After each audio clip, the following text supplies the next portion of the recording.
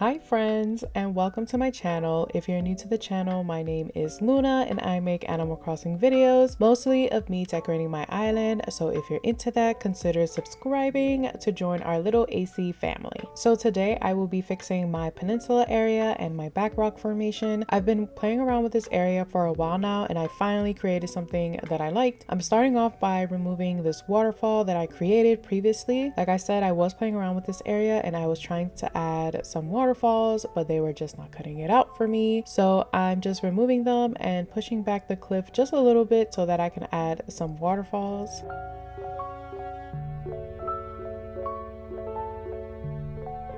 So I'm just creating the waterfall on both sides. I like the idea of having the waterfalls kind of tucked in. I decided to add another waterfall and have it connect to the first waterfall that I made.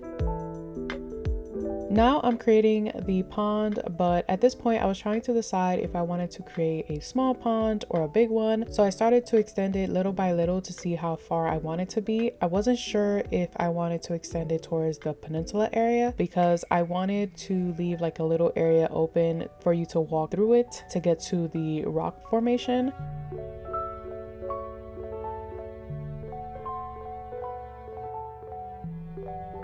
So I'm just going to leave the pond like this for now and I'll extend it later. Now I'm going to decorate the top of this cliff. For this area, I wanted to fill it up with some flowers and bushes. I also added this outdoor bath to give an effect that the water is falling down from here. I added these log sticks just for decoration. I used these lavender and mush circle designs so that the Rosalia bug model can look like it's on top of the lavenders, and I thought it would look cute if the glass candle had like these mushrooms surrounding it. So here I wanted a little area to read, so I added this bamboo stool as a little table, and then I added this butterfly book on top, and then I decided that I can extend the pond just a little bit more, so that's what I'm doing. I'm just going back and forth because I wanted to make sure that I leave a little pathway to get to that rock formation.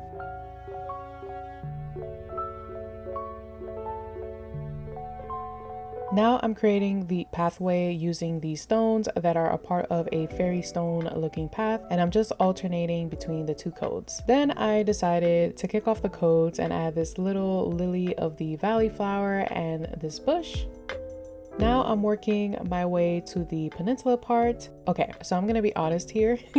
So when I was creating this area, I didn't know what I wanted to do, but then I started to watch Star Wars, the Clone Wars series. I am a big fan of Star Wars. I love Star Wars. And in one of the episodes, they were on planet Felucia. When I tell you that the minute that they landed on this planet, I was in awe. Like, it is so beautiful. I wasn't even paying attention to the battle. I was just staring at the flowers and the fungi that was in the background. I'm gonna show you a picture so you can see what I'm talking about. When I saw that scene, I felt so inspired. I hopped on Animal Crossing and I started to play around with the items. Of course, I couldn't recreate the scene, but the colors and the funguses just spoke to my inner soul. So for this area, I used a lot of the colors that I saw, and that's what I incorporated in this area. Because my island is Fairycore, I wanted to incorporate the gnomes, so I added this gnome that looks like he's drinking tea and the stack of books to, you know, look studious. And then I added the Zen cushion and the cushion on top. Honestly though, I did change the design on the cushion after we got the 50 plus more design slots, so I'll show you how this area looks now in the end. I did change up a lot of the designs and the items. I also added this emperor butterfly because of the color reminded me of the flowers that we saw in planet Felucia. I added this log stool and purple pansy because I thought it would look so cute. Plus I accidentally plucked it. So I was like, why not, since it was just sitting in my storage. Then I added this hyacinth lamp on top of this lavender design to bring out the purple color, and I added this mum cushion so that you can have a spot to sit and take pictures. Then I'm going to finish off the area by adding this fairy path, which by the way I changed.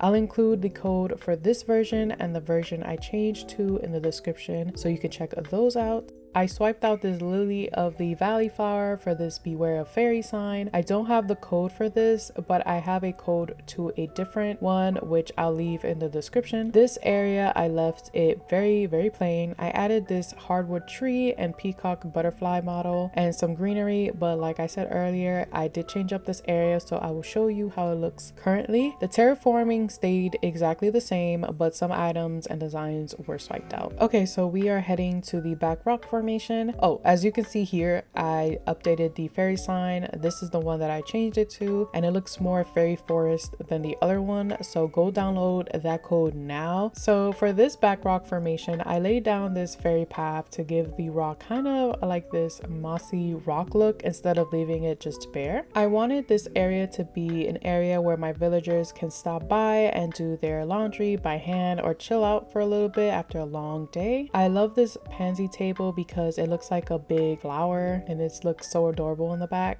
Just adding this brick well as like their water source for the laundry, and I'm adding some old-fashioned hand tubs and this leaf stool because it looks like the gnomes kind of like made it by hand. And then I thought it would look super cute if I add a pair of socks on top of this leaf stool to make it look like it was drying off. Then I added this Cosmo shower so that you can wash your hands or wash your clothes, you know, kind of to soak off the sweaty day that you just had.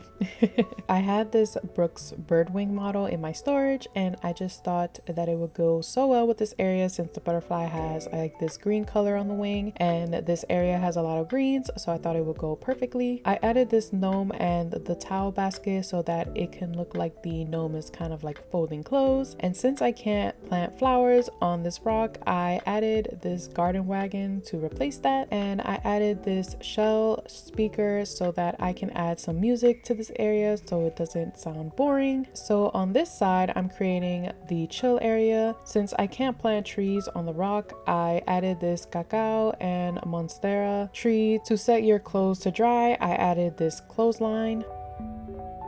I also added this fireplace here because if you're going to chill out, sitting by the fire and having like the air from the water hit you feels like a whole vibe.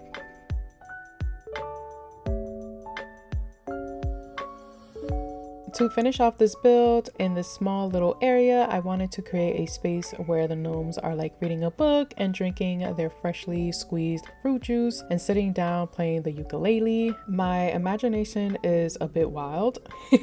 Like when I decorate, I create stories for each area and objects. Aside from studying science, I also studied literature, so there's this literary device that is often used in storytelling called anthropomorphism, and I only use this when I decorate because sometimes building for me can get so boring. So creating stories in my head just keeps me entertained while I create all these builds that you see. So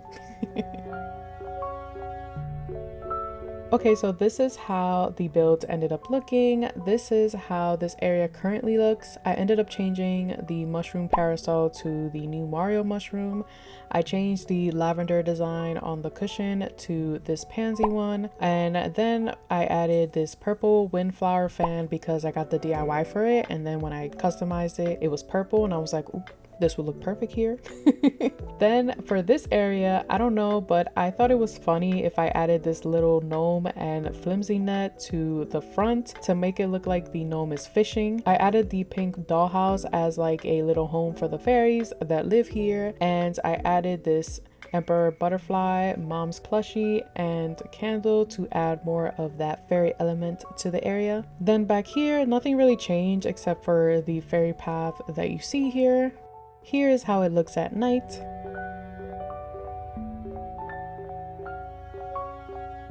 Also, before I end the video, I'm going to start touring islands via dream address. So if you want me to tour your island, I will have a Google Doc form in the description. I will still be making videos of my island, so don't worry. I just want to give you guys a chance to showcase your hardworking islands because I understand how much energy it takes to create. So I want to give you all that opportunity. Thank you so much for watching. If you enjoyed the video, let me know by hitting the like button. I love you all always. Take care, and I'll see you in my next video.